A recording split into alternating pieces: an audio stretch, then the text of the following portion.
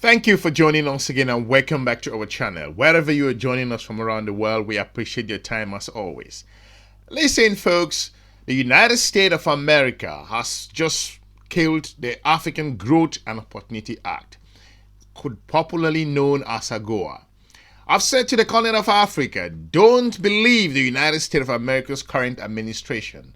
When Mr. Donald Trump came to power, a number of Africans, naive Africans, were saying that Donald Trump has some policies that are going to benefit the continent.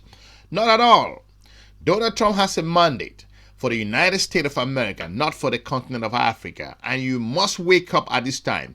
If what has happened now cannot wake you up, the Ukrainian war never woke you up, the pandemic never woke you up, the African Growth and Opportunity Act, known as Agoa, like I said, it was at the chopping board, but now it has expired officially. And African countries, you are begging to wait for this? Wake up! You got to wake up and stop behaving foolish at this current geostrategic, most important time in your history. And for the African Growth and Opportunity Act to go to expiration, and you are looking for options when you have the African Continental Free Trade Area lying there, and you cannot move around and do business amongst yourself, I think this is disgraceful at this particular time from the geostrategic perspective. The global North partners are laughing at you at this time. We have important videos here to play. We're going to look at Al Jazeera, how they are covering this, and we're going to look at some South African channels as well on like SABC of South Africa. We're going to look into this because you are naive at this stage from the global perspective as the reason why. You are relying on a trade agreement or some kind of a special arrangement that is not working in your own favor. And it's shameful that African nations still don't understand how the world works at this critical time in their history. Let's play this clip to have a perspective, and then we're going to be diving into more analysis. Let's roll the clip. The African Growth and Opportunity Act, or AGOA, the U.S. trade program that provides African countries with duty-free access to American markets, expires today. This has raised concerns among nations that rely heavily on exports to the United States. The future of AGOA, approved by the U.S. in 2000 to assist sub-Saharan African economies, has been thrown into doubt by President Donald Trump's trade wars. But for more on this, we are joined by Trade and International Relations analyst Viwe Nchongwana. Viwe, good to have you. Thanks so much for your time. Thank you very much for having me, Leanne. All right, I suppose, many people do know why AGOA is so important, but let's just give a little bit more perspective. Why does AGOA matter so much for the continent?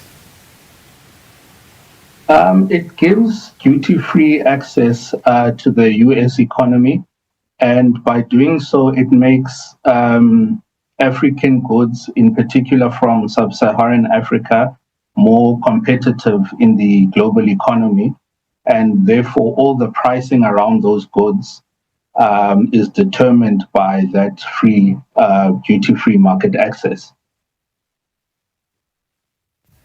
So unfortunately, the reality is that AGOA is concluding today. By the end of today, it is something. There needs to be movement, and many African countries are seeking to have it renewed, including South Africa, for at least a decade. I'm reading that there are, hopes that it may be extended for a year, perhaps a 2-year period, perhaps it won't be extended. So right now, everything is up in the air. But how crucial is it, particularly for critical sectors in car factories in South Africa, and something like horticulture in Kenya? Yes, it's very critical, Leanne, that AGOA is extended. As you have mentioned, that it has been ongoing for a period of 25 years, first 15 years, and then an additional 10 years. So obviously, certain industries and sectors, certain businesses have modeled themselves in relation to AGOA, and their business cases are based on that preferential market access. So in its absence, there'll definitely be businesses that falter, number one, and that go under, to the extent of going under.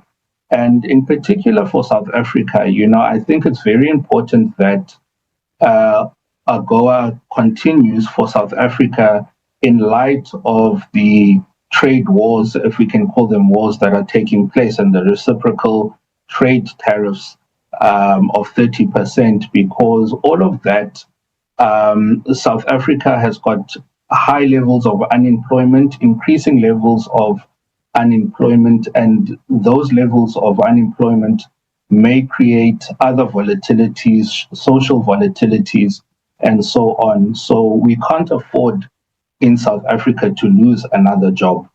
Donald Trump is a transactional president. He doesn't really care about you guys. He doesn't care how your economy is going to grow. He has lambasted the continent of Africa with tariffs.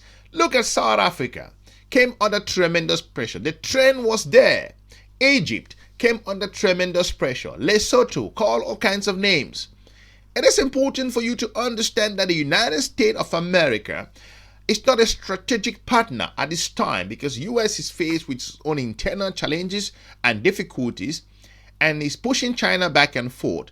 So at this critical time in your history, you have to wake up, because if you're crying over the African Growth and Opportunity Act, which a number of countries across the region could not even benefit to an extent, then the current 15% which is spread across the continent of Africa, then it is about time for you to sit up and ask yourself this important question on why it's so difficult to export products from Nigeria to Ghana, from Ghana to Angola, Angola to South Africa or to Tanzania.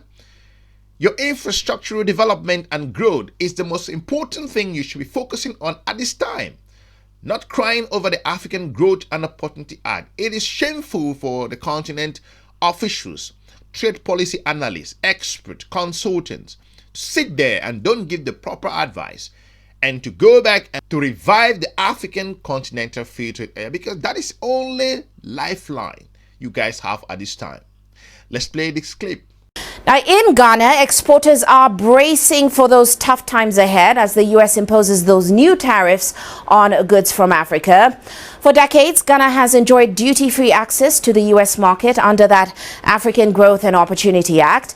But a new 15% tariff is now squeezing businesses already dealing with high shipping costs. CGTN's Nabil Ahmed Rufai tells us more from Accra. Ghana has been exporting yams duty-free to the U.S. market under the African Growth and Opportunity Act, or AGOA, for more than 20 years. Exporters are worried that Washington's new 15% tariff means every shipment will now cost more, and producers of these yams could be the hardest hit if consumers in the U.S. are not ready to pay for their food. Because it is not really dominating their economy, they are not really ready. They so want to pass it on to the exporter. And once you are passing it on to the exporter pass it on to the producer. So if producer was selling for maybe 2 cedis, it means that the producer, the exporter will say, look, I have wine and this is, so you have to reduce that 2 cedis to 1 cedi, maybe 80 pesos. Under the AGOA program, a carton of yam is sold to consumers in the U.S. for between $70 and $100. But with the new tariffs, exporters say consumers are likely to pay about $120 for the same quantity of yams. Last year, Ghana exported about $1.2 billion worth of goods to the U.S. market, with apparel and textiles, yam, cashew, and cocoa, all AGOA-related products, making up a significant portion of the sales. Analysts now project that the value of exports from Ghana to the U.S. could decline with the new tariffs. There's room and there's scope for Ghana to tap into other markets. I think particularly in East Asia. So China, we're seeing growing demand for various non-traditional exports. In Japan, there's same. And then when you come to the Western Europe, where a lot of like Ghanaian cassava and yam and cocoa products go to, again, the demand is there.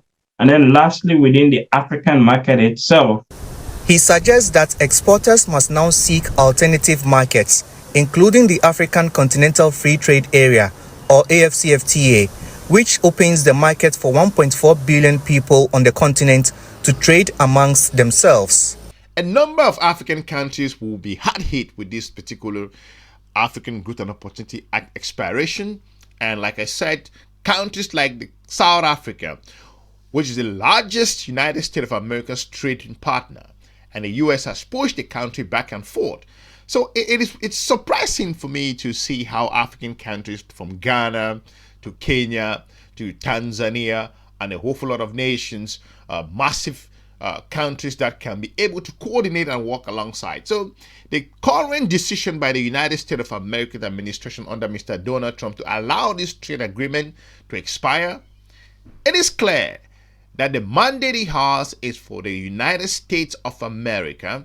It needs to put the United States of America first, but a number of Africans are so blind at this very critical time in your history when the global economy is shaky, the world is moving to a unipolar system where multipolarism has come under tremendous pressure. And at this time, you have to wake up and start thinking properly, because nobody is coming to save you, not the European Union, not the Asian partners, and not even the Middle Eastern partners. Let's play this clip.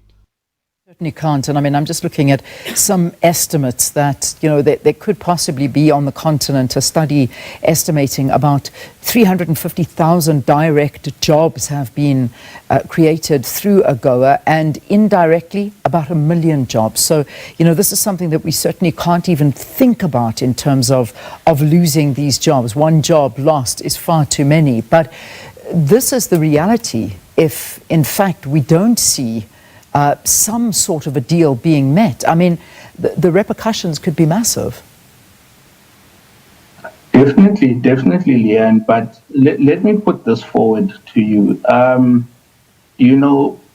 Trade has been weaponized, and it has been weaponized even before the presidency of Donald Trump. So I think it's high time for South Africa and other African countries to start thinking of post-AGOA scenarios and preparing their economies to that extent, because currently it seems like there are no guarantees. We don't know what are the issues that are at play that will determine whether AGOA continues, but obviously the reciprocal tariffs have overridden many of the incentives that are in AGOA. So already AGOA is watered down. And I think from a place of foresight, we need to start preparing our economies, diversifying them beyond the scope of AGOA. Infrastructure is the basic that I can only say. And the African Growth and Opportunity Act maybe look very cozy, or looking very cozy on the paper, and looking shiny with abundant meetings, global conversations about this. But if you cannot implement it, if you cannot move products very freely, if your citizens cannot move along the continent easily, break down the borders, give coordination, open the markets for people to travel very freely and do business, then you will be in the mercy of the United States of America in several areas, and some European partners who are most of the time protecting their own interests. It's fine. You have to protect your own interests. You cannot not protect your own interests and then listen to other people's own interests. They have to put their interests first. It's only African countries that do not put their interests first. How embarrassing is it at this very critical time in your history where you are trying to navigate the imposition with France backing out of the continent in West Africa? And at this particular time, you have to sit up, and regional organizations must note that it is about time for you to start investing in your infrastructure, because the Chinese have helped you to an extent. You're going to help yourself, because at this moment, nobody is coming to save you, and the African Growth and Opportunity Act expiration is a warning signal to the continent of Africa. Let's play this clip. Ghana's exporters say the search is on for new buyers, and the focus now is shifting to markets across Africa, Asia, and the Middle East. But they still face a hurdle with transporting their goods within Africa. The only difficulty we have within the AFTA market is infrastructure and other things. I mean, because if I'm supposed to send something to Kenya by sea, it takes me 64 days. The things go all the way to Europe before descending. There's no dedicated vessels to that, right? The government says it is putting in measures to ease regulations and remove barriers so Ghanaian exporters can take better advantage of the AFCFTA. But for exporters here, adapting quickly could mean the difference between survival and collapse of their business. Nabil Ahmed Rufai, CGTN, Accra, Ghana. Let me know in the comment section what you think regards to this particular decision by the United States of America to allow the African Growth and Opportunity Act to expire. It is a warning call for the Trump administration to the continent of Africa. It is these shenanigan deals that were being done in regards to immigrants that were sent to the continent of Africa in a number of countries like Rwanda, including South Sudan, and a whole lot of other countries like Eswatini, and most recently the country of Uganda. Are these the deals that you're going to be getting involved into? Or you're going to be holding proper deals to work alongside yourself and build a proper system to allow the movement of goods freely? The African Growth and Opportunity Act was never in your own interest to an extent because the United States of America has used the Agoa tool to sideline a number of countries across the region. The same Rwanda was won and taken out from it as a result of Rwanda refusing to accept second-hand dresses. And you have other countries like Uganda as a result of their internal policy. You have other countries across the region in the Sahel because of their own particular survival. So you got to wake up at this time. So leave me a comment